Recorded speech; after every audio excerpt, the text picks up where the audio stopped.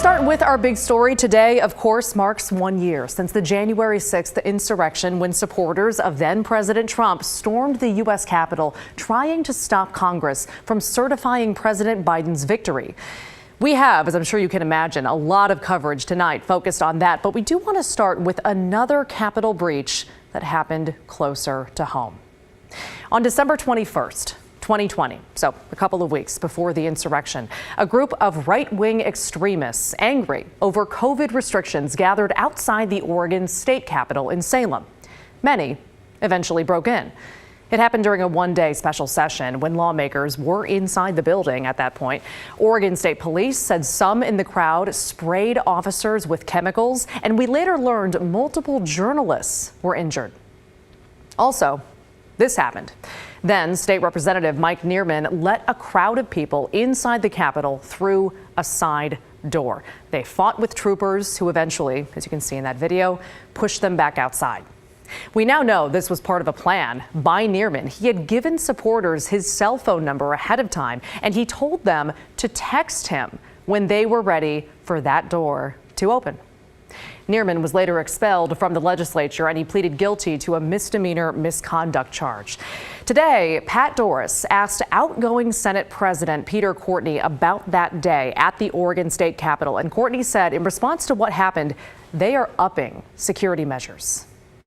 Well, January 6th is the national Capitol insurrection that everyone's talking about, but we had our own Capitol insurrection here in Oregon 3 weeks before that. I think I'm right here, December 21st, 2020, when they broke into the Capitol, did some serious damage, assaulted state police, and thankfully they were stopped very close to where they broke in there on the west side of the Capitol, or it could have really been bad. And that preceded January 6th, and it shook us all up very badly. And as a result, and I'm going to tell you now, I think it's the first show I've said it, we are going to have installed metal detectors going into the February 15th session. So it's never happened before. We're going to have 4 different sites for the metal detectors. So I feel bad about it, very bad, because I love the fact that Oregon probably had the last open Capitol in the nation, but now here we go. Again, that was Senate President Peter Courtney, who announced this week he is retiring, so his thoughts kind of on his outgoing term here. We reached out to both the House and Senate Republican caucuses asking if they support the idea of those metal detectors, but we haven't yet heard back.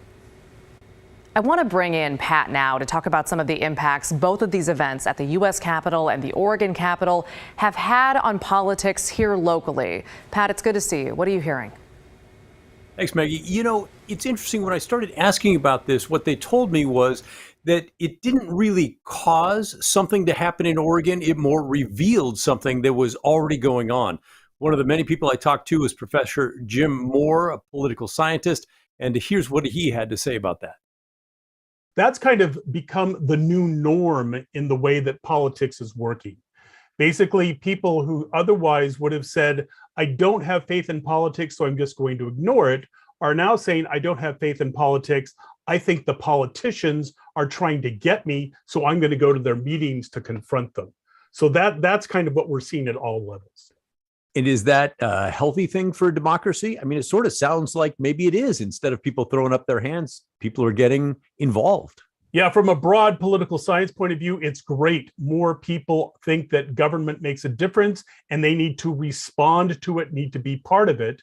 However, on the other side of the coin, it makes it harder for government to work. Interesting to hear his take. Pat, have you heard from other lawmakers? I know you've been making calls for days, but have you heard from others besides Senate President Peter Courtney? Yes, and at the same time, no. Could not get any Republicans to comment on the record or on camera for this story today. Still a bit sensitive. But I did speak with one of the Democratic House leaders who was there on December 21st of 2020 when the mob tried to get into the Capitol. And here's what she had to say about that.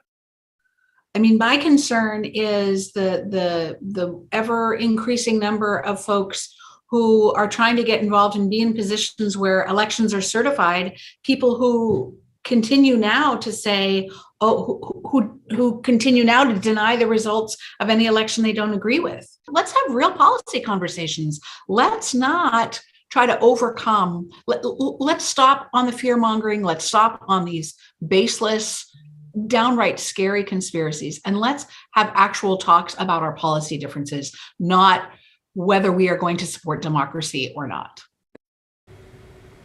Which a lot of people agree with, Maggie, but the tricky thing is, how do you bring down the emotions and the feelings so that people can really communicate with each other and are willing to communicate with each other?